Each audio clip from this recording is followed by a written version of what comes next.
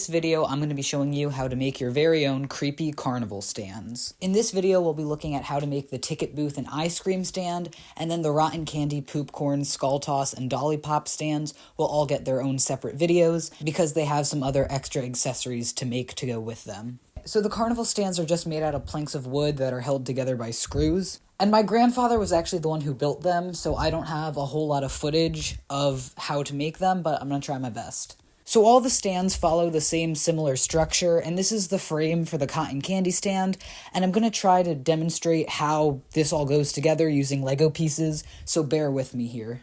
Okay, so I'm going to try to explain using Legos right now. So you got your board in the back, and then you got those two right here.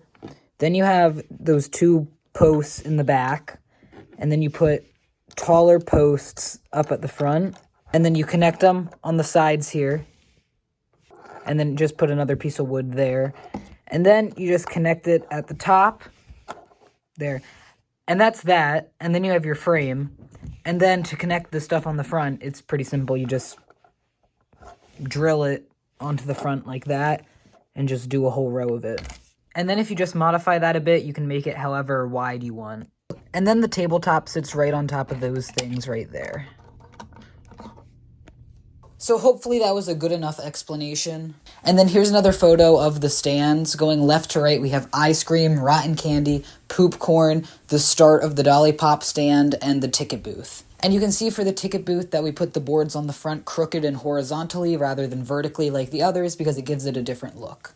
So now that your stand is all assembled, you're going to paint it now. Now, I'm pretty sure that painting these red and white is a pretty simple thing that I don't need to explain, but one thing that we did do was mix the paint with water. That way it would be runnier, and the final result would make the carnival stand look a little bit run down and older.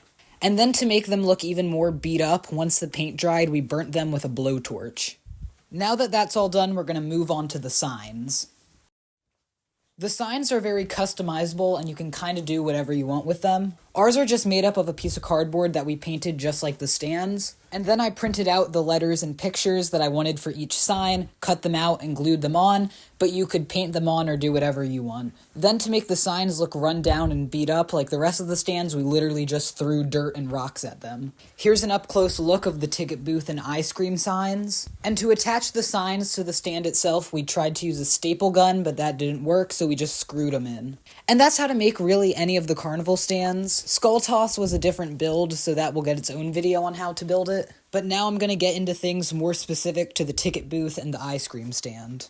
We decorated the ticket booth using these carnival signs that my grandma found on Amazon, and then we put this clown animatronic behind the ticket booth to look like he's selling tickets. Behind the ice cream stand, we put another clown, and then at the Halloween party where we used these stands, we were having ice cream floats, so we taped a sign onto the ice cream stand about the two different types of floats you could get. And then your ticket booth and ice cream stand should be complete, and here's some videos and photos of how they turned out at the party.